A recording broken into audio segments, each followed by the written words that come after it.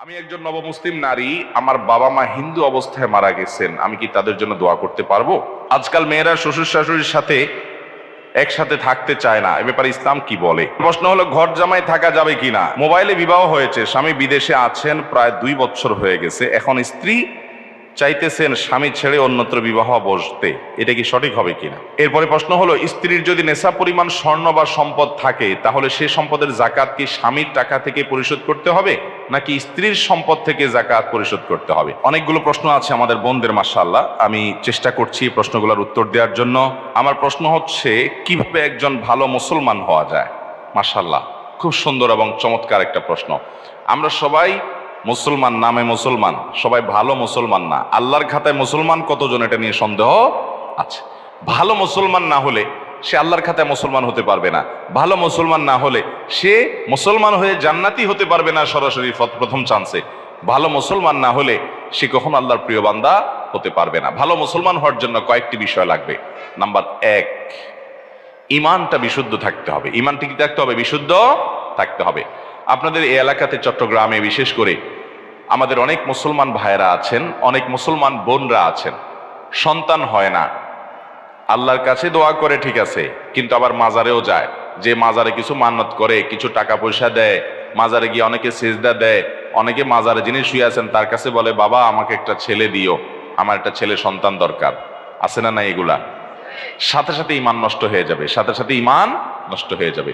ভালো মুসলমান তো পরের কথা, আপনার যদি ইমান নষ্ট হয়, আপনার যদি আকীদা খারাপ হয়, আপনার যদি বিশ্বাসটা নষ্ট হয়, তাহলে আপনার ওই যে একেবারে মূলটাই শেষ, আপনার নেকামলে করে কোনো লাভ হবে না। এই জন্য ভালো মুসলমান হওয়ার জন্য প্রথম চ্যালেঞ্জ হলো ইমানটাকে ঠিক রাখা, বিশ্বাসটা ঠিক রাখা। আল্লাহর একত্ববাদ স্বীকার করার মানে হলো আল্লাহর সাথে কারো শরীক সাব্যস্ত না করা। এখন আপনার দোয়া করতে হবে, কার কাছে দোয়া করবেন? আল্লাহর কাছে। আমাদের প্রিয় নবী সাল্লাল্লাহু আলাইহি সাল্লাম তার প্রিয় সাহাবী আব্দুল্লাহ ইবনে আব্বাস রাদিয়াল্লাহু তাআলা আনহু 9 বছর বয়স যখন, তখন তাকে আদর করে, স্নেহ করে হাত দিয়ে বললেন, কাঁধে হাত রেখে বললেন, ইযা সাআলতা ফাসআলিল্লাহ ওয়া ইযা ইসতাআনতা ফাসতাইন বিল্লাহ। তোমার যদি কিছু চাওয়া লাগে আল্লাহর কাছে চাইবা, সাহায্য চাওয়া লাগে আল্লাহর কাছে সাহায্য চাইবা। চাওয়া, সাহায্য চাওয়া এগুলো আল্লাহ ছাড়া অন্য কারোর কাছে অলৌকিক সাহায্য চাওয়া যাবে? তাহলে কোনো মাজারের কাছে আমরা সন্তান চাইবো না, আল্লাহর কাছে চাইবো? আল্লাহর কাছে চাইবো। ঠিক একইভাবে আমার দোয়া, আমার ইবাদত বন্দেগী, এটা মাজারে করার জিনিস না, এগুলো আরশের মালিকের কাছে পেশ করতে হবে। মাজারে যিনি শুয়ে আছেন উনি নিজেও আল্লাহর বান্দা, নিজেও আল্লাহর গোলাম, উনি নিজেও আল্লাহর কাছে মুখাপেক্ষী। আপনি গোলামের কাছে কেন চাইবেন, মালিকের কাছে চাইবেন। আল্লাহ বলেছেন, উদউনি আস্তাজিব লাকুম, তোমরা আমার কাছে দোয়া করো, আমি তোমাদের দোয়া কবুল করব। অতএব দোয়া করতে হবে কার কাছে? আল্লাহর কাছে। ভালো মুসলমান হওয়ার জন্য ইমান ঠিক রাখতে হবে। ইমানের মধ্যে কোনো শিরিক থাকতে পারবে? অন্ধের মতো আনুগত্য কোনো দলের করবেন, কোনো ব্যক্তির করবেন? অন্ধের মতো আনুগত্য, সব কথা শুনবো, এটা কার হবে? শুধুমাত্র আল্লাহর। আর সবার এই বেলা এটা চলবে না। এমনকি আমিও যদি কথা বলি, কোনো আলেমও যদি কথা বলে, তার যদি ভালো কোনো কথা হয় সেটা নিবেন। কোনো কথা যদি খারাপ মনে হয়, কোরআন হাদিসের বিরুদ্ধে যায়, তিনি বললেও আপনি সেটা মানবেন। এর নাম হলো মুসলমান। ইমান ঠিক রাখতে হবে যে আমি কার গোলামি করব, কার কথা শুনবো, কার আনুগত্য করব, কার কাছে দোয়া করব, শুধু আল্লাহ, তিনি ছাড়া আর কেউ হতে, তার সাথে আর কাউকে শরীক সাব্যস্ত করা যাবে। ইমানটাকে ঠিক করতে হবে ভালো মুসলমান হওয়ার জন্য, 1। নাম্বার 2, ভালো মুসলমান হওয়ার জন্য 5 ওয়াক্ত নামাজ সুন্দর করে, ভালো করে বুঝেন, 5 ওয়াক্ত নামাজ শুধু পড়লে হবে না, কিভাবে পড়তে হবে? সুন্দর করে। নামাজ সুন্দর কিভাবে করবেন? 2 ভাবে করবেন। নাম্বার 1, সময় হওয়ার পর দেরি না করে যত তাড়াতাড়ি সম্ভব নামাজ পড়বেন। অনেকে নামাজ পড়ে শেষ ওক্তে যায়, বিশেষ করে আমাদের মা বোনদের মধ্যে এই রোগ আছে। জোহরের নামাজটা বেশিরভাগ মহিলারা আমাদের দেশে পড়ে হলো দুপুর 3টার পরে, 3:30টার পরে। কেন? কারণ ঘর বাড়ির কাজ কাম সামালেন, রান্না বাড়ি করে সব গোছান, ছেলে মেয়েদেরকে খানা দেন, স্বামীরে খানা দেন, নিজে গা গোসল ধন, সব ঝামেলা সারতে সারতে 3টা 3:30 বেজে যায়। এরপরে যে উনি আসরের সময় গিয়ে জোহর পড়েন, ঠিক না ঠিক? অথচ নবী করিম সাল্লাল্লাহু আলাইহি ওয়াসাল্লাম বলেছেন, সবচেয়ে উত্তম আমল হলো as-salatu li awwali waqtiha, আউয়াল ওয়াক্তে নামাজ পড়া, এটা হলো সবচেয়ে উত্তম আমল। এজন্য ভালো মুসলমান হওয়ার জন্য নামাজ শুধু পড়লেই হবে না, 5 ওয়াক্ত নামাজ তো পড়তেই হবে। সেটা পড়তে হবে সুন্দর করে, অর্থাৎ প্রথম সময়ে দেরি না করে, আর দ্বিতীয়ত হলো ধীরে ধীরে, আস্তে আস্তে। যত ধীরে ধীরে নামাজ পড়বেন তত নামাজের কোয়ালিটি বাড়বে, আর যত তাড়াহুড়া করে পড়বেন তত নামাজের কোয়ালিটি কমবে। নামাজি হিসেবে সবচেয়ে ভালো নামাজি কে? আপনার ডানে বামে, আপনার মসজিদে, আপনার কাতারে, আশেপাশে খেয়াল করবেন। আমাদের মা বোনরা নিজেদের মধ্যে খেয়াল করবেন, যেই মানুষটার নামাজে দেখবেন রুকুতে সবচেয়ে বেশি সময় লাস্টিং করে, রুকু থেকে দাঁড়ায় তিনি সবচেয়ে বেশি অপেক্ষা করেন, সিজদায় খুব ধীরে ধীরে যান, যে সিজদায় আবার অনেক সময় ধরে তাসবিহ পড়ে, সুবহান রাব্বিয়াল আলা, লম্বা সময় নিয়ে সিজদা পড়েন, এরপর সিজদা থেকে উঠে সোজা হয়ে আবার অনেক সময় অপেক্ষা করেন, আবার আস্তে করে সিজদা দেন।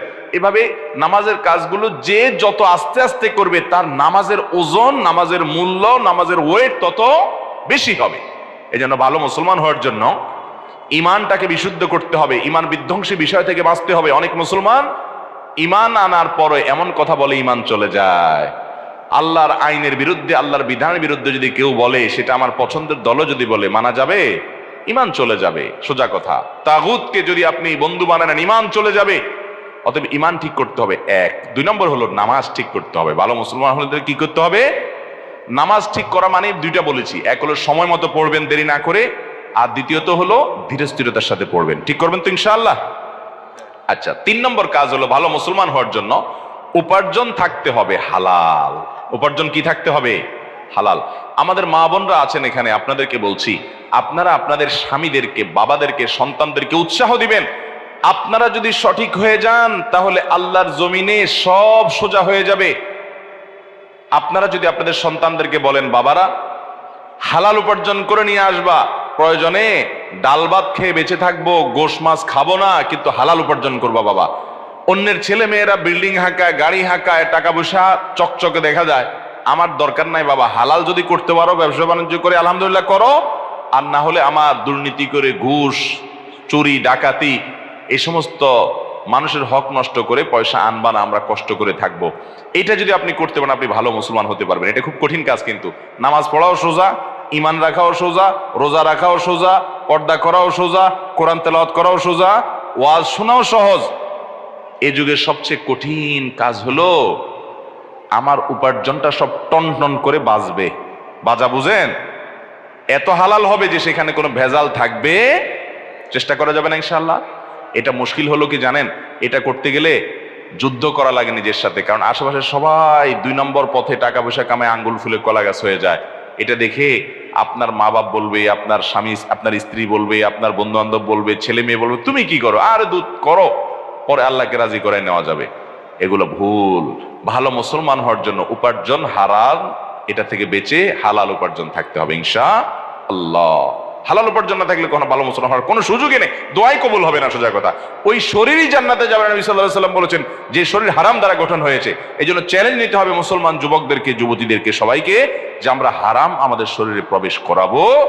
ভালো মুসলমান হওয়ার জন্য 3 নম্বর পয়েন্ট বলেছি হালাল উপার্জন হওয়া। 4 নম্বর পয়েন্ট হলো আচরণ ভালো হওয়া। আজকাল দেখবেন অনেক নামাজি কালামি মুসল্লি পাওয়া যায়, কিন্তু আচরণ খারাপ, ব্যবহার খারাপ, অধিকার নষ্ট করে শ্রমিকের, অধিকার নষ্ট করে কাজের লোকের, অধিকার নষ্ট করে বউয়ের শাশুড়ির অধিকার নষ্ট করে, শ্বশুরের অধিকার নষ্ট করে, শ্বশুর শাশুড়ি হয়ে বউয়ের অধিকার নষ্ট করে, স্বামী হয়ে স্ত্রীর অধিকার নষ্ট করে, স্ত্রী হয়ে স্বামীর অধিকার নষ্ট করে, বন্ধু হয়ে বন্ধুর অধিকার নষ্ট করে, প্রতিবেশী হয়ে প্রতিবেশীর অধিকার নষ্ট করে, এমনকি মুসলমান হয়ে প্রতিবেশী অমুসলমান তারও অধিকার নষ্ট করে।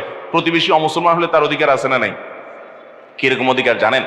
আব্দুল্লাহ ইবনে ওমর রাদিয়াল্লাহু তাআলা আনহু, নবী করিম সাল্লাল্লাহু আলাইহি ওয়াসাল্লাম একজন প্রিয় সাহাবী, ওনার বাড়িতে একবার ছাগল জবাই হয়েছে, খাওয়া দাওয়া করবেন কোনো আনন্দের উপলক্ষ। তো উনি ওনার পরিবারের লোকদেরকে বললেন, আমাদের পাশের বাসায় যে ইহুদি আছে তার বাসায় কি গোশত পাঠানো হয়েছে ছাগল থেকে? 2 বার জিজ্ঞাসা করলেন।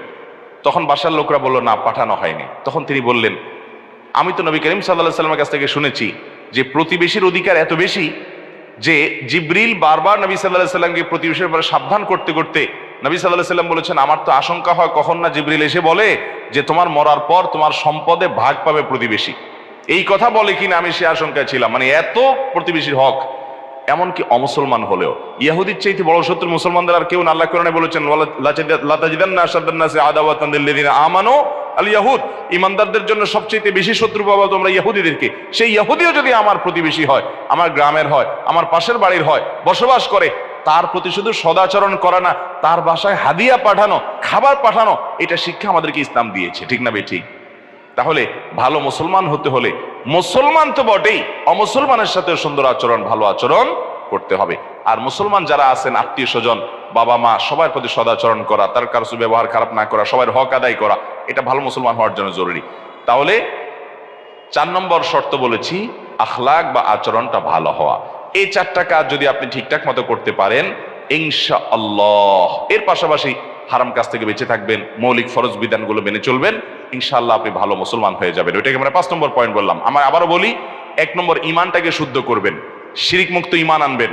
নাম্বার 2 নামাজটাকে সুন্দর করবেন, ওয়াক্ত হওয়ার পরে দেরি করবেন না এবং ধীরে ধীরে পড়বেন। নাম্বার 3 হালাল উপার্জন করবেন, হারামের ধারে কাছে যাবেন না, চ্যালেঞ্জ নেবেন। নাম্বার 4 আচরণ ভালো করবেন, সবার অধিকার আদায় করবেন, কারোর অধিকার নষ্ট করবেন না। বান্দার হকটা অনেক গুরুত্বপূর্ণ। আল্লাহর হকে একটু ভেজাল হলেও আল্লাহ মাফ করবে, বান্দার হকে কিন্তু ছাড় নাই। অতএব বান্দার হক যেন ঠিকঠাক মতো আদায় করেন। স্ত্রী হয়েছেন, তাহলে স্বামী আমার অধিকার নষ্ট করুক, আমি তার অধিকার নষ্ট করবো না, তার প্রাপ্য অধিকার আমি তাকে দেব। স্ত্রী আমার অধিকার নষ্ট করছে, করুক, কিন্তু আমি তার অধিকারটা প্রাপ্য পুরোটা দেব। যতটা আমরা অধিকার সচেতন হব, তার চেয়ে বেশি কর্তব্য সচেতন হব, আমার দায়িত্ব কিছুটা আমি বেশি দেখব। 5 নম্বর হলো আপনার অন্য আল্লাহর যে মৌলিক ফরজ বিধানগুলো আছে সেগুলো মানা, মোটা মোটা যে হারাম জিনিসগুলো আছে সেগুলো থেকে বাঁচার চেষ্টা করব। এভাবে যদি আমরা 5 কাজ করি, ইমান ঠিক করি, নামাজটা সুন্দর করি এবং হালাল উপার্জন করি, আচার আচরণ ভালো করি, সবার অধিকার ঠিকঠাক মতো দেই, মোটা দাগে ফরজগুলো রোজা রাখা, জাকাত দেওয়া ইত্যাদি, হজ করা, এগুলো যদি মেনে চলি এবং হারাম কাজ, জেনা, ব্যভিচার ইত্যাদি থেকে বেঁচে চলি, ইনশাআল্লাহ একজন আদর্শ ভালো মুসলমান হতে পারবেন। একজন আদর্শ ভালো মুসলমান মানে কিন্তু আমলের পাহাড় গড়া না, দুনিয়ার আমল কতগুলা করে নিলেন আপনি ভালো মুসলমান হয়ে গেলেন, জি না। ভালো মুসলমান হতে হলে এই পয়েন্টগুলো আপনাকে মাথায় রাখতে হবে। আল্লাহ তাআলা আমলের তৌফিক দান করুন। এরপরে প্রশ্ন, আজকাল মেয়েরা শ্বশুর শাশুড়ির সাথে একসাথে থাকতে চায় না, এ ব্যাপারে ইসলাম কি বলে? দেখুন, এক্ষেত্রে আমাদের উভয় পক্ষের বাড়াবাড়ি আছে, সীমালঙ্ঘন আছে। যারা বৌমা আছেন তারা মনে রাখতে হবে, শ্বশুর শাশুড়ি তারা মা বাবার মতো, তারা বয়সে বড়, মা বাবার মতো, তারা মুরব্বী। নবী করিম সাল্লাল্লাহু আলাইহি সাল্লাম বলেছেন, যে ব্যক্তি আমার উম্মতের মধ্যে বয়সে বড় সিনিয়র মুরব্বীদেরকে যে সম্মান করে না, শ্রদ্ধা করে না, সে আমার উম্মত হতে পারে না। অতএব মেয়েরা তাদের শ্বশুর শাশুড়িকে সম্মান করবেন। ঠিক একই কথা ছেলেদের জন্য প্রযোজ্য, ছেলেরাও তাদের শ্বশুর শাশুড়ির প্রতি সম্মান করবেন। অনেক ছেলেরা আছে নিজের স্ত্রীকে কষ্ট দেয়, শ্বশুর শাশুড়ির প্রতি অসম্মান করে।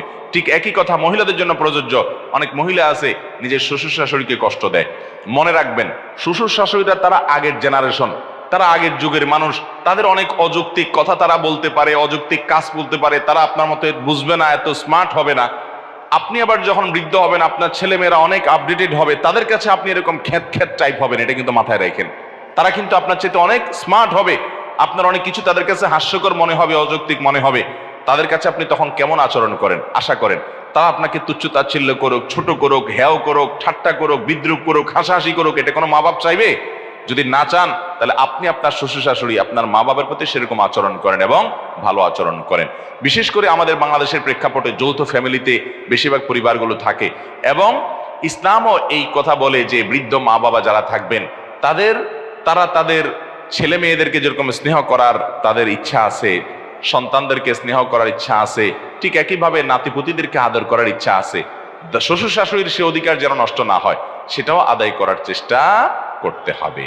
অতএব মা বোনরা শ্বশুর শাশুড়ির সাথে মিলেমিশে থাকার জন্য আপ্রাণ চেষ্টা করবেন, বিশেষ করে বিয়ের পরে শুরুর দিকে। শ্বশুর শাশুড়ি যদি খুব বেশি ডিস্টার্ব করেন, খুব বেশি অত্যাচার বিচার করেন, আপনারা কোনো ভালো আলেমের কাছে যাবেন।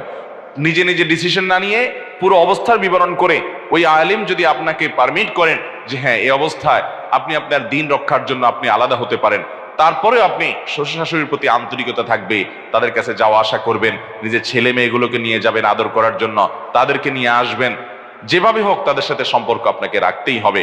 আপনার স্বামী শ্বশুর শাশুড়ির সেবা করা আপনার উপরে সরাসরি ফরজ না, কিন্তু এটা আপনার নৈতিক দায়িত্ব যে স্বামী আপনার ভালোর জন্য এত কিছু করছেন, এত উপকার করছেন, আপনি আপনার জন্য এত কষ্ট করছেন, আপনার সন্তানদের জন্য, আপনার জন্য, সংসারের জন্য, সবার জন্য। সে শাশুড়ি, তার শ্বশুর শাশুড়ির খেদমত করা স্বামীর নিজের কর্তব্য, তিনি বাহিরে সারাদিন উপায় উপার্জন করেন, তাহলে তার অগোচরে তার দায়িত্বটা পালন করা এটা আপনার নৈতিক অধিকারের মধ্যে পড়ে, সেটা আপনি করবেন। এবং মনে রাখবেন, আজকে আপনি বউ, একসময় শাশুড়ি হবেন, আজকে আপনি ছেলে, একসময় শ্বশুর হবেন।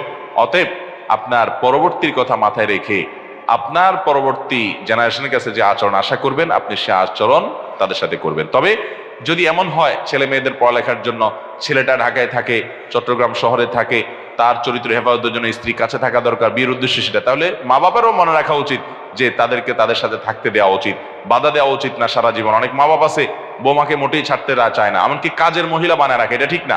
মেয়ের মতো স্নেহ শ্বশুর শাশুড়িও করতে হবে, আবার শ্বশুর শাশুড়িকেও মেয়েরা যথেষ্ট যত্ন সোহাগ করতে হবে। আমি এর আগে শুরুতে আলোচনাতে বলেছিলাম যে আজ আমাদের সমাজের সংকটের জায়গাটা কোথায়।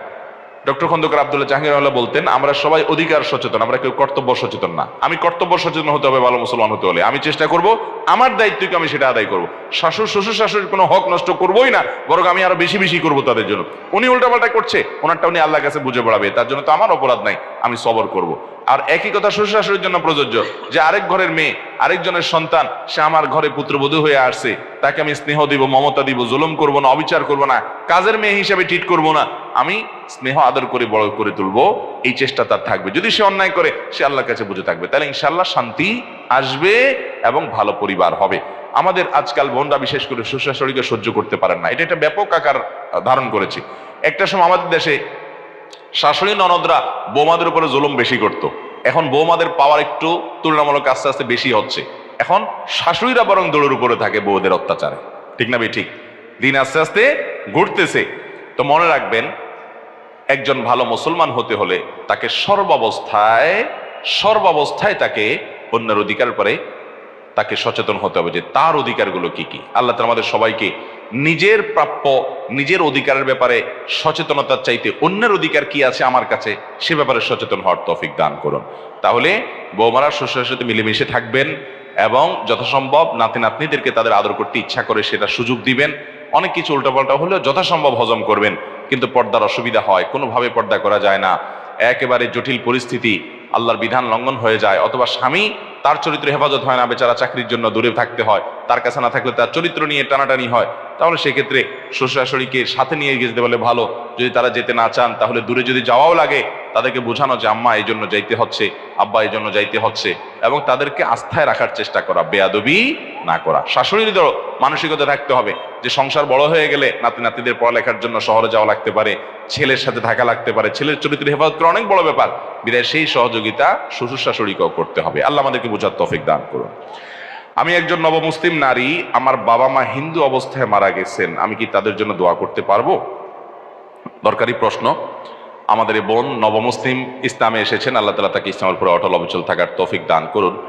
এটা এক অত্যন্ত দুঃখজনক এবং বেদনাদায়ক একটা বিষয় যে কারোর বাবা মা যদি আল্লাহর প্রতি ঈমান আনা ছাড়া মৃত্যুবরণ করে, বেঈমান অবস্থা যদি দুনিয়া থেকে যায়, তাহলে তার জন্য দোয়া করার কোনো রাইট বা কোনো অধিকার আমাদের নাই। খুব বেদনাদায়ক একটা অধ্যায়। কেন দোয়া করা যাবে না? কারণ আল্লাহ রাব্বুল আলামিন কোরআনে পরিষ্কারভাবে নিষেধ করেছেন যে মানুষগুলো মুশরিক অবস্থায় মারা গেছে, তোমরা কোশ্চিন কালেও, নবী করিম সাল্লাল্লাহু আলাইহি ওয়াসাল্লামকে আল্লাহ বলেছেন আপনি কোশ্চিন কালেও তাদের জানাজা পড়বেন না, অর্থাৎ তাদের জন্য দোয়া করবেন না। নবী করিম সাল্লাল্লাহু আলাইহি ওয়াসাল্লামের চাচা আবু তালেব, তিনি নবী সাল্লাল্লাহু আলাইহি ওয়াসাল্লামকে সারা জীবন আদর যত্ন দিয়ে, সোহাগ দিয়ে, স্নেহ মমতা দিয়ে বড় করে তুলেছেন। এমনকি তিনি কাফের থাকা সত্ত্বেও কাফেররা যাতে নবীজির গায়ে আঁচড় দিতে না পারে সেজন্য কিন্তু আগলে রেখেছেন। হিজরতের সময় একটা ঘটনা, সুবহানাল্লাহ, কত স্যাক্রিফাইস করেছেন, কত আদর নবী সাল্লাল্লাহু আলাইহি ওয়াসাল্লামকে করেছেন। উনি যতদিন বেঁচে ছিলেন নবীজির দিকে তাকানোর, চোখ তুলে তাকানোর সাহস মক্কায় কোনো কাফেরের ছিল না। উনি দুনিয়া থেকে চলে গেছেন, সকল অত্যাচার অবিচারের স্টিম রোলার নেমে এসেছে নবী করিম সাল্লাল্লাহু আলাইহি ওয়াসাল্লামের পরে। এমনকি নবী করিম সাল্লাল্লাহু আলাইহি সাল্লাম তিনি তার জীবদ্দশার একেবারে শেষ মুহূর্তে পর্যন্ত তিনি তার এই চাচাকে ফিল করেছেন, অনুভব করেছেন। মৃত্যুর আগ মুহূর্ত পর্যন্ত মাথার কাছে বসে বলেছেন, চাচা আপনি একটু আল্লাহর প্রতি একবারের জন্য আপনি বলেন, আমাকে কানে কানে বলেন, বাস আমি আল্লাহর কাছে আপনার জন্য সুপারিশ করতে পারবো, আপনি অন্তত অ্যাকাউন্টটা ওপেন করে দিয়ে যান। কিন্তু তিনি শেষ পর্যন্ত সেটাও করেন নাই। দেখেন, নিজের এরকম আদরের চাচার জন্য বন্ধু দোয়া করতে পারেন নাই। এটা একটা পরীক্ষার বিষয়, এটা একটা ইমানি পরীক্ষার বিষয় যে আল্লাহর বিধান আমি মেনে নিতে পারছি না। আপনারা হয়তো মনে করবেন যে বাবা মা, কিন্তু আমার বাবা মা যদি ইমান হারা হয়ে যায়, আল্লাহ না করুন বেঈমান হয়ে মারা যায়, আমি আল্লাহর কাছে তাদের জন্য সুপারিশ করার আর কোনো ইখতিয়ার আমার কাছে থাকে না। আল্লাহর কাছে তাদের বিষয়টাকে ন্যস্ত করতে হবে এবং নিজের নেক আমলের দিকে মনোনিবেশ করতে হবে। তবে হ্যাঁ, যদি অমুসলিম বাবা মা বেঁচে থাকেন, তাহলে আল্লাহ তাআলা তাদের ব্যাপারে বলেছেন ওয়াসাহিবুহুমা ফিদ দুনিয়া মারুফা, তাদের সাথে সদাচরণ করতে হবে। অন্য ধর্মের হলেও তাদের প্রতি সদাচরণ করতে হবে। অনেকে বলে আমার বাপ মা মাজার পূজা করে, এটা করে সেটা করে। আমি বলি যাই করুক না কেন, আপনার মা বাবার প্রতি আপনি দুর্ব্যবহার করতে পারবেন না, শ্রদ্ধা আপনাকে জ্ঞাপন করতে হবে। এরপরে প্রশ্ন হলো নামাজের সামনে দিয়ে যাওয়া কি? কেউ আবার সামনে খুঁটি রাখে, এটার মাসআলা কি? দেখুন, কোন ব্যক্তি যখন নামাজ পড়ে, নামাজি ব্যক্তির সামনে দিয়ে হাঁটাহাঁটি করা গুনাহের কথা, নাজায়েজ কথা।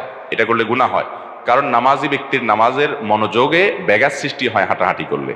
এই জন্য নবী করিম সাল্লাল্লাহু আলাইহি ওয়াসাল্লাম বলেছেন, নামাজি ব্যক্তির সামনে হাঁটাহাঁটি না করে বরং অপেক্ষা করা, যদি কোনো কারণে পার হইতো এক পাশ থেকে আরেক পাশে, তো ওই সময় পার না হয়ে প্রয়োজনে দাঁড়িয়ে থাকাটা এত গুরুত্বপূর্ণ। যদি কেউ বুঝতো নামাজি ব্যক্তির সামনে হাঁটলে কত বড় অপরাধ হবে, এর জন্য আখিরাতে কত বড় প্রায়শ্চিত্ত করতে হবে, যদি কেউ বুঝতো, তাহলে 40 পর্যন্ত, অর্থাৎ 40 দিন পর্যন্ত দাঁড়ায় থাকাটাও তার জন্য সহজ হতো ওই আযাব ভোগ করার চাইতে। 40-এর মানে 40 দিন, অনেকে 40 আরো বিভিন্ন ব্যাখ্যা করেছেন। তো এরকম একটা ব্যাপার হলো নামাজের সামনে হাঁটাহাঁটি করা। নামাজের সামনে দিয়ে হাঁটাহাঁটি করা যাবে না। বিশেষ করে এখানে মা বোনরা আছেন, আপনারা যখন বাসা বাড়িতে নামাজ পড়েন, দেখা যায় ছেলে মেয়েরা সামনে দিয়ে দৌড়াদৌড়ি করে, আছে না নেই? একবারে বেবুজা ছেলে, মনে করেন বেবুজা মেয়ে, 2 বছর 2.5 বছর, ও বুঝে না, তার কথা ভিন্ন। তারপরও তাকে নিয়ন্ত্রণ করতে পারলে ভালো, কিন্তু 3-4 বছর বয়স হয়ে গেলে যখন বাচ্চা কথা বলে, বুঝতে শিখে, তাকে বোঝাতে হবে বাবা নামাজের সময় সামনে যেতে হয় না, তাকে বোঝাতে হবে। এরপর যদি সে হাঁটাহাঁটি করে, ওর তো আর গুনাহ হবে না, ওর তো আর অ্যাকাউন্টই ওপেন হয় নাই। কিন্তু আমাদের দায়িত্বশীল থাকার চেষ্টা করতে হবে। ও হাঁটাহাঁটি করলে বড়দের মতো না, কিন্তু বড়রা কোন অবস্থাতে হাঁটাহাঁটি করলে তাদের গুনাহ হবে, খুব সাবধান। আর লাঠি রাখার কথা যেটা বলছেন, এটাকে সূত্রা বলা হয়। নবী করিম সাল্লাল্লাহু আলাইহি ওয়াসাল্লাম শিক্ষা দিয়েছেন, কেউ যদি নামাজ পড়ে সেই জন্য এমন জায়গায় নামাজ পড়ে যে ওয়াল সামনে থাকে, পিলার বা কোনো কিছু সামনে থাকে, তাহলে সূত্রা যদি সামনে দিয়ে দেন, তাহলে সূত্রার বাইরে দিয়ে যে কেউ হাঁটাচলা করতে পারবে, মনোযোগের ব্যাঘাত হবে না। নামাজি ব্যক্তির সামনে দিয়ে যদি কেউ যায়, নবী করিম সাল্লাল্লাহু আলাইহি ওয়াসাল্লাম বলেছেন সেই জন্য তার সাথে লড়াই লিপ্ত হয়, প্রয়োজনে ওরে মেরে হলেও থামায় যেন। বুঝতে পারছেন? আপনি নামাজ পড়তেছেন, আপনার সামনে দিয়ে কেউ যাচ্ছে, আমাদের দেশে সাধারণত এত সামনে দিয়ে যায় না কেউ, একটু দূর দিয়ে যেতে পারবে, অসুবিধা নেই। 2-3 কাতার দূর দিয়া সূত্রা না থাকলেও যেতে পারবে, কারণ এটাতে নামাজি ব্যক্তির মনোযোগ নষ্ট হয় না। অনেক দূর দিয়ে গেলে, একদম সামনে দিয়ে গেলে তো তার মনোযোগ নষ্ট হয়ে যাবে। এই জন্য নবী করিম সাল্লাল্লাহু আলাইহি ওয়াসাল্লাম বলেছেন, খুব সামনে দিয়ে গেলে তার সাথে যেন সে লড়াই করে।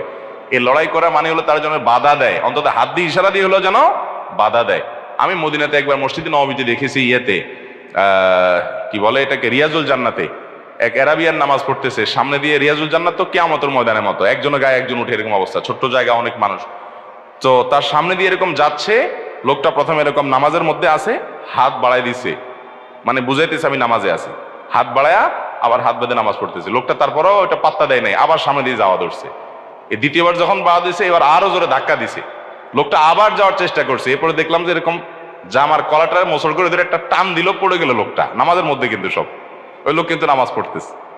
তার মানে নামাজি ব্যক্তির সামনে কোন অবস্থাতে যেতে, এর মানে আবার এরকম না যে আমলে কাসির হয়ে গেলে কিন্তু নামাজ নষ্ট হয়ে যাবে, যে আপনি একেবারে মারামারিতে লিপ্ত হয়ে গেলেন ওখানে, তাহলে কিন্তু নামাজ নষ্ট হয়ে যাবে। উদ্দেশ্য হলো যে নামাজি ব্যক্তির সামনে দিয়ে হাঁটাটা এত ভয়ঙ্কর যে আপনি নামাজ অবস্থায় আসলেও আপনার বিভিন্নভাবে অঙ্গভঙ্গি দিয়ে তাকে বুঝাইতে হবে আমি নামাজে আছি, সামনে দিয়ে হাঁটবা না। এই জন্য সূত্রা দিয়ে নামাজ পড়তে হয়। প্রশ্ন হলো ঘর জামাই থাকা যাবে কিনা, এ সম্পর্কে শরীয়তে কি কোনো উৎসাহিত করা হয়েছে? ঘর জামাই থাকা যাবে কিনা, কোনো বোন প্রশ্ন যদি করে থাকেন, তার মানে আপনার স্বামী ঘর জামাই থাকে কিনা আমি জানি না। যাই হোক, ঘর জামাই থাকার ব্যাপারে শরীয়ত উৎসাহ করে নাই, তবে নিষেধও নাই। শ্বশুর যদি জামাইকে অ্যালাউ করে যে বাবা আমার কোনো ছেলে নাই, অথবা ছেলে আছে কিন্তু আমি চাই আমার মেয়েটা আমার আশেপাশেই থাকুক, তোমাকে ঘর করে দিলাম, বাড়ি করে দিলাম, এখানেই থাকো, জামাইও যদি রাজি হয়, তো শরীয়তের সেখানে কোনো আপত্তি নাই। আল্লাহর নবী মূসা আলাইহিস সালাম 10 বছর ঘর জামাই ছিলেন। মূসা আলাইহিস সালামের শ্বশুর কে ছিলেন? শুআয়ব আলাইহিস সালাম। শুআয়ব আলাইহিস সালামের মেয়ে বিয়ে করেছেন কে? মূসা আলাইহিস সালাম। তো মেয়ে বিয়ে করার পরে মোহর পরিশোধ করার জন্য 10 বছর ধরে কাজ করছে। দেখেন, এখন তো মহিলাদের মোহর দেন না আপনারা, নবী হইয়া 10 বছর কাজ করে বউয়ের মোহর পরিশোধ করছে। চিন্তা করেন, এই 10 বছর উনি কোথায় ছিলেন? ওই শ্বশুর বাড়িতেই ছিলেন। তো শ্বশুর যদি খুশি মনে জামাইকে ওয়েলকাম করে, আর জামাইও যদি সেখানে থেকে স্বাচ্ছন্দ্য বোধ করে, শরীয়তের কোনো আপত্তি। কিন্তু যদি কোনো ছোট লোক জামাইয়ের শ্বশুরের কাছ থেকে এটা কলে কৌশলে আদায় করে, এবং ওখানে গিয়ে খুঁটি গাড়ে, তাহলে সেটা তো যৌতুক হয়ে না যায় হবে, সেটা তো ভিন্ন কথা। কথাকে বুঝাতে পারছি? অতএব এমনি ঘর জামাই থাকাটা দোষের কিছু না। আমাদের দেশে এটাকে খারাপ চোখে দেখে না, যে ঘর জামাই রয়েছে না, এটা তো খারাপ জিনিস না। যদি শ্বশুর বিশেষ করে অনেকের আছে যে ছেলে টেলে নাই, বেচারা চায় যে এই ছেলেটা পাশে থাকুক। এখন যে ঘর জামাই থাকবে তার আবার বাপ মা আছে না নাই? যদি থাকে তাহলে সেক্ষেত্রে তার বাপ মার অধিকার তাকে আদায় করতে, ওই ঘর জামাই থেকে শুধু শ্বশুর শাশুড়ি নিয়ে পড়ে থাকলো, বাপ মার খোঁজ খবর নিল না, সেটা কিন্তু কি হবে? জুলুম। ব্যালেন্স রাখতে হবে ইমানদারের, কার কি অধিকার আছে সেটা আদায় করতে হবে। মোবাইলে বিবাহ হয়েছে, স্বামী বিদেশে আছেন, প্রায় 2 বছর হয়ে গেছে, এখন স্ত্রী চাইতেছেন স্বামী ছেড়ে অন্যত্র বিবাহ বসতে, এটা কি সঠিক হবে কিনা? দেখুন, বিয়ের পর পুরুষরা দীর্ঘদিন বিদেশে থাকা, শরিয়ার দৃষ্টিকোণ থেকে এটা প্রশংসনীয় বিষয় নয় স্ত্রীকে রেখে বিদেশে থাকা। এজন্য আমি প্রবাসী ভাইদেরকে বলি, অনুগ্রহ করে হয় যতদিন, বিশেষ করে মধ্যপ্রাচ্যে আমাদের যে সমস্ত ভাইরা যাচ্ছেন বা বিভিন্ন দেশে কাজের জন্য যাচ্ছেন, তাদেরকে বলবো হয় অবিবাহিত অবস্থায় প্রবাস জীবন শেষ করবেন, একসাথে যে বছর থাকা, টাকা পয়সা কামা রোজগারি করে আপনার পুঁজি টুজি সংগ্রহ করে চলে আসবেন, দেশে এসে বিয়ে শাদী করবেন। আর না হয় বউকে বিদেশ নিয়ে যাবেন, দুইটার একটা। বউকে দেশে রেখে আপনি বিদেশে পড়ে বছরকে বছর প্রবাসে থাকবেন, এটা কখনো ইসলামের দৃষ্টিতে ভালো জিনিস হতে পারে। স্ত্রীর অধিকার আছে না নাই? এভাবে দেখা যায় স্ত্রী সে খারাপ পথে চলে যায়, অনেক সময় সে গুনাহের দিকে চলে যায়, চরিত্র নষ্ট হয়ে যায়, ছেলে মেয়েগুলো নষ্ট হয়ে যায়। সবচেয়ে বড় সম্পদ ছেলে মেয়ে। টাকার লোভ এত মারাত্মক। আমি অনেক প্রবাসী ভাইদেরকে দেখেছি এবং বলেছি, ভাই কত বছর আছেন মালয়েশিয়াতে, জাপানে, সৌদি আরবে, যেখানেই গেছি আমি প্রবাসী বাংলাদেশি ভাইদের যা মনে হয়েছে যাকে লং টাইম আছে, বউ কাছে নাই, তাদেরকে জিজ্ঞেস করি, অনেকে বলে 10 বছর, কেউ বলে 15 বছর, কেউ বলে 20 বছর। আমি বললাম, ভাই এই টাকার নেশার কিন্তু কোনো এন্ডিং নেই, এটার কোনো শেষ নাই। একজন বড় ব্যবসায়ী দেশের শীর্ষস্থানীয় আমাকে একবার বলছিলেন ডেকে, কোন একটা কথা প্রসঙ্গে, আমার বন্ধু মানুষ, বলছিলেন, হুজুর বলেন তো সবচেয়ে বেশি নেশা কিসের? আমি তো কখনো নেশা করি না, আমি জানবো কেমনি? আপনি একসময় করছেন, আপনি বলতে পারেন। উনি একসময় করতেন, এখন ভালো হয়েছে। পরে আমাকে বললেন, হুজুর আপনি বুঝেন না আমার প্রশ্ন, আমি ওই নেশার কথা বলি নাই, এই ইয়াবা, অমুক তমুক, বিভিন্ন মাদক, এগুলোর নেশা এমন কি নেশা? পৃথিবীতে সবচেয়ে বড় নেশা হলো টাকার নেশা। এই নেশাটা এত মারাত্মক, কেন কামাই করে, যে কামাই করে সেও জানে না, নেশা হয়ে যায়। হালাল হারাম বাজ বিচার না। হ্যাঁ, হালাল টাকার অনেক দরকার আছে। আপনি ব্যবসা বাণিজ্য করে কোটি কোটি টাকা কামাই করেন, হালাল, এটার দরকার আছে না নাই? যত বেশি হবে আপনি তত বেশি আল্লাহর কাজ করতে পারবেন, কিন্তু হারাম টাকার 1 টাকারও দরকার নাই। তো যাই হোক, প্রবাসে যারা আছেন তারা স্বামীর হিসাবে স্ত্রীর অধিকারের দিকে খেয়াল রাখবেন। এখন কথা হলো, প্রবাসের স্বামী যদি 2 বছরের জায়গায় 3 বছরও থাকেন, হ্যাঁ, ও আচ্ছা, আলহামদুলিল্লাহ, আমাদের এখানে আজকে যিনি জুমার খুতবা, মূল খুতবা এবং নামাজ পড়াবেন জুমার, তিনি চলে আসছেন, ডক্টর মোহাম্মদ বিন মাতার আস-সেহলি আল আনসারি, সৌদি আরবের একজন বিশিষ্ট আলেমে দ্বীন। তিনি বাংলাদেশে আগমন করেছেন আলহামদুলিল্লাহ, এবং স্টেজে ইনি চলে আসছেন কয়েক মিনিটের মধ্যে, তার গাড়ি চলে আসছে, স্টেজে ইনশাল্লাহ চলে আসবেন। তার নেতৃত্বে আজকে জুমার সালাত হবে। জুমার আগে জুমা পূর্ব বক্তব্য যেটা, সেটা আমি বাংলায় দেব ইনশাল্লাহ, কিন্তু খুতবা এবং নামাজ উনি পড়াবেন ইনশাল্লাহ, আপনারা সবাই শরীক থাকবেন। তো আমি যেটা বলছিলাম, প্রবাসে যদি স্বামী 2-4 বছর পড়েও থাকে, এই জন্য স্ত্রী চাইলে আরেক জায়গায় চলে যেতে পারবে না। যদি যেতে হয়, বিয়ে হয়ে থাকলে তার কাছ থেকে তালাক নিতে হবে। তার কাছ থেকে কি নিতে হবে? তালাক নিতে হবে। তালাক নেওয়ার পর এরপর তিনি অন্যত্র বিবাহ বন্ধনে আবদ্ধ হতে পারবেন। চাইলে আর যা চলে যাবেন, এত সহজ না। এরপরে প্রশ্ন হলো, স্ত্রীর যদি নেশা পরিমাণ স্বর্ণ বা সম্পদ থাকে, তাহলে সে সম্পদের জাকাত কি স্বামীর টাকা থেকে পরিশোধ করতে হবে, নাকি স্ত্রীর সম্পদ থেকে জাকাত পরিশোধ করতে হবে? দেখুন, স্ত্রীর যদি স্বর্ণ থাকে, গহনা থাকে, জাকাত দেওয়ার মতো নেশা পরিমাণ হয়, তাহলে এটার জাকাত স্ত্রীকেই দিতে হবে যদি এটার মালিক স্ত্রী হয়। আর যদি মালিক স্ত্রী না হয়, স্বামী মালিক হয়, তাহলে স্বামীকে দিতে হবে। এখন একটা জটিলতা হলো, আমার দেশে মহিলাদের যে গহনা, এটার মালিক আসলে কে, এটা বলা খুব কঠিন। বলেন তো, বউয়ের যে স্বর্ণ গহনা আছে, এগুলার মালিক কে? বউ নিজে না স্বামী? মহিলা নিজে। আচ্ছা, মহিলা যদি নিজে ওইটার মালিক হয়, মহিলা চাইলে কি বিক্রি করে ফেলতে পারবে? উত্তর দেন তো। মালিক হলে তো ওনার চাইলে উনি বিক্রি করতে পারার কথা, কিন্তু পারবে? এটা জটিল আমাদের দেশে। গোজামিল বলে এটাকে, গোজামিল। এই মহিলাদের সম্পদ নিয়ে আমরা গোজামিল করি। মহিলা যদি সম্পদের মালিক হয়, সে ওইটা পুরাটা বিক্রি করে তার বাপকে, তার মাকে, তার ভাই বোনকে দিয়ে দিলে স্বামী হিসাবে, শ্বশুর শাশুড়ি হিসাবে তার এই বেচার ব্যাপারে আপনাদের কোনো আপত্তি থাকবে না? থাকবে না? আমাদের দেশের রিয়েলিটি বলেন, বাস্তবতা বলেন, আপত্তি থাকে না? এটা কেমন কথা হলো? মালিক যদি সে হয় তাহলে তার সম্পদ সে কি বিক্রি করে ফেলবে না কাকে দান করে দিবে, এটা তো তার ব্যাপার। এ ব্যাপারে কি আর কারোর কোনো সে থাকার কথা? কিন্তু আমার দেশে সে থাকে কি থাকে না? এই থাকার মাধ্যমে প্রমাণ করা হচ্ছে তাদেরকে আমরা মুখে মালিক বানাচ্ছি, আসলে তাদের মালিকানাকে স্বীকার করছি। এমনকি বিদেশ যাওয়ার সময় বউরে বলতেছেন গহনাগুলো দাও, বিক্রি করে আমি বিদেশ যাই, পরে আমি তোমারে কিনে দেব। বউ যদি বলে না, তুমি তো লোন চাইছো আমার কাছে, আমি লোন তোমাকে দিলাম না, আমার সম্পদ আমি কাকে লোন দেবো না দেবো এই সম্পূর্ণ স্বাধীনতা ইসলাম আমাকে দিচ্ছে, আমি তোমাকে লোন দেবো না। বিশ্বাস হয় না? তুমি আবার বিদেশে যায় টাকা কামাই করে সফল হয়ে তারপর আমার স্বর্ণ কিনে দিতে পারবা কি পারবা না? আমি দিলাম না। এরকম না করার অধিকার কি মেয়েদের আছে? আরে শরীয়ত তো অধিকার দিছে, আমাদের সমাজে কি এরকম অধিকার দেওয়া হয়? যদি সে মালিক হয় তাহলে তার সে অধিকার থাকার কথা কি কথা না? এই জন্য আমি বলি, মহিলাদের স্বর্ণ গহনা নিয়ে আমাদের দেশে একটা বিরাট গোজামিল আছে।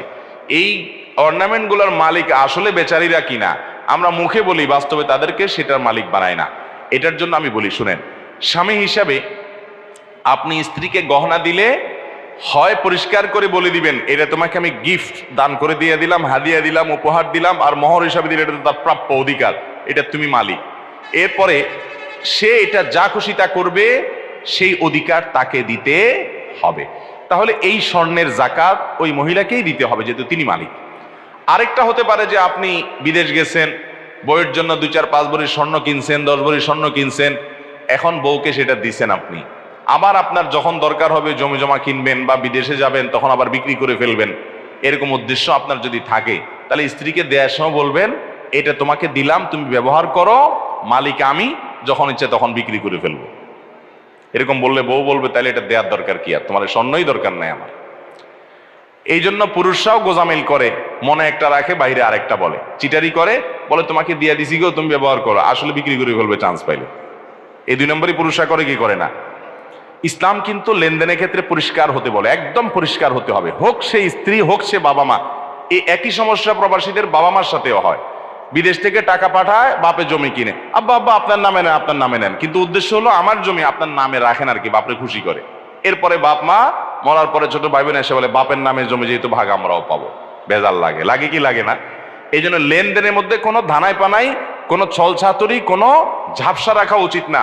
লেনদেন করতে হবে পরিষ্কার ভাবে, এবং এটাতে কারোর মনে কষ্ট রাখা উচিত না। সেটা মূর্খতা যদি কেউ মনে কষ্ট রাখে, খোল্লাম খোলা হওয়া উচিত এবং পরিষ্কার হওয়া উচিত। যাই হোক, যেটা বলছিলাম, মহিলারা তাদের গহনার ব্যাপারে আপনার তারা যে গহনাগাতি এগুলোর জাকাত দিবে, তারা যদি নিজেরা মালিক হয় তারা জাকাত দিবে, আর স্বামী মালিক হলে স্বামী জাকাত দিবে। এখন কত হলো মহিলারা জাকাত দিবে কোত্থেকে? আরেক প্রশ্ন, টাকাটা পাবে কই? তাদের উপার্জন নাই।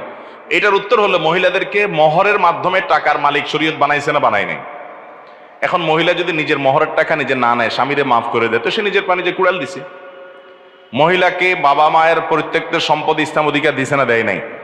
আবার তিনি ঘরোয়াভাবে চাইলেও নিজে অনেক উপার্জন করতে পারে পর্দার মধ্যে থেকেও, তাহলে তাদের উপার্জন অনেক মাধ্যম আছে। স্বামীর কাছ থেকে হাত খরচ স্বরূপ, উপহার স্বরূপ টাকা পয়সা নিতে পারে, এগুলো থেকে তিনি জাকাত আদায় করবেন।